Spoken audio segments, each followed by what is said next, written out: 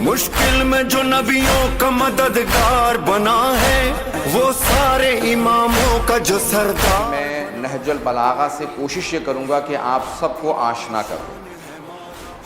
تو اس اشرے کا عنوان نہج البلاغہ یا آشنائی با نہج البلاغہ، کہ ہم آگاہ ہو سکیں کہ نہج البلاغہ کس کتاب کا نام ہے اور اس میں کون کون سے مطالب پائے جاتے ہیں.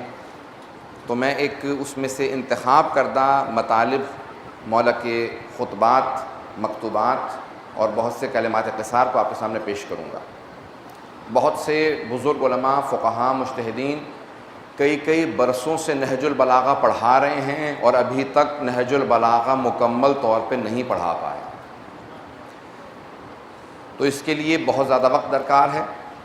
عزیزان گرامی، نہج البلاغہ سید رضی نے، حضرت آیت اللہ العظمیٰ العلامہ المحقق سید رضی، جو امام موسیٰ کاظم علیہ السلام کی 5ویں پشت میں،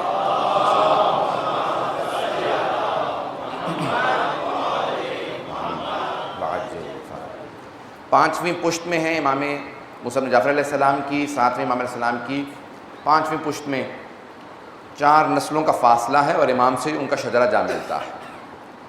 آج بھی جب آپ کاظمین زیارت کے لیے تشریف لے جائیں گے تو حرم کے باب القبلہ میں نہیں بلکہ باب القبلہ سے جب باہر نکلیں گے تو پہلے الٹے ہاتھ پہ ان کے بڑے بھائی سید مرتضیٰ کا روضہ ہے اور باہر دوسری طرف سید رضی کا. دونوں کی قبریں اور چھوٹی چھوٹی ذریحاں لگی ہوئی ہیں امام کی بارگاہ کے اندر.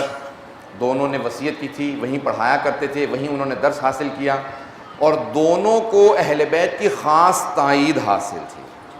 ان کے استاد شیخ مفید تھے. سب کے ذہنوں میں واقعہ ہوگا، صرف اشارہ کر کے آگے بڑھنا ہے کہ شیخ مفید نے خواب میں دیکھا کہ خواب میں ان سے کسی نے کہا کہ اے شیخ، جناب سیدہ آپ سے ملنے کے لیے آئی. تو شیخ تڑپنے لگے کہ ایسا کیسے ہو سکتا ہے کہ جناب خاتون جنت زحمت کریں. تو خواب میں کہتے ہیں کہ میں کھڑا ہوا، دروازہ کھلا، ایک برقعے میں خاتون داخل ہوئیں، 2 بچوں کے ہاتھ پکڑ رکھے تھے اور آنے کے بعد کہا اے شیخ میرے ان دونوں بیٹوں کو پڑھاؤ. یہ جملہ سنا شیخ مفید جب اٹھے تو بے انتہا رونے لگے، زار و قطار گریہ کرنے لگے. کہا بیوی کے بیٹوں کے نام حسن و حسین ہیں، مجھ سے ایسی کون سی گستاخی ہوئی ہے شاید کہ جس کی وجہ سے بیوی نے مجھے خواب میں آ کے تنبیہ کی ہے، مجھے ڈانٹا ہے کہ تم نے اتنی جرأت کی کہ میرے بیٹوں کو پڑھانے کی کوشش کرو. اس دن شیخ نے درس بند کر دیا، کہا آج سے درس نہیں پڑھاؤں گا، آج میری طبیعت ٹھیک نہیں ہے. پورا دن نہ کچھ کھایا، روتے رہے. کہا پروردگارہ کون سی ایسی گستاخی ہوئی کہ بیوی نے مجھ سے کہا میرے بیٹوں کو پڑھاؤ. بھلا جوانان جنت کے سردار کہاں اور مجھ جیسا حقیر ہے خادم اہل بیت کہاں. سوچ رہے تھے کہ اتنے میں خادم آیا. کہا اے شیخ، ایک سید زادی ہیں، وہ کہتی ہیں کہ مجھے شیخ سے ملنا.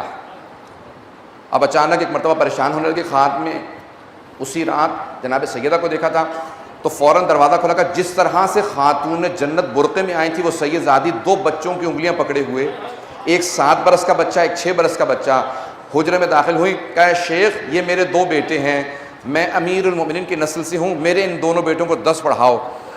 جیسے یہ جملہ سنا، خواب میں جو 2 بچے دیکھے تھے وہ وہی 2 بچے تھے جو شیخ نے دیکھے تھے.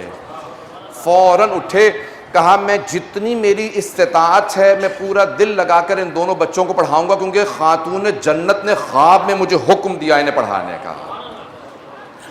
وہ دونوں بچے سید مرتضیٰ اور سید رضی تھے جن کو شیخ نے بہت ہی محنت کے ساتھ، کیونکہ بی کا حکم آ چکا تھا، شیخ کو پڑھانا شروع کیا. نوجوانی میں سید مرتضیٰ بہت بڑے ادیب بن گئے، بہت بڑے شاعر بنے، تمام علوم پہ دسترس حاصل کی اور نوجوانی میں نہج البلاغہ جمع کرنا شروع کی. کہا کہ میں اپنے پہلے مولا اور آقا کے تمام کلام کو جمع کروں گا اور اس کا نام رکھا نہج البلاغہ.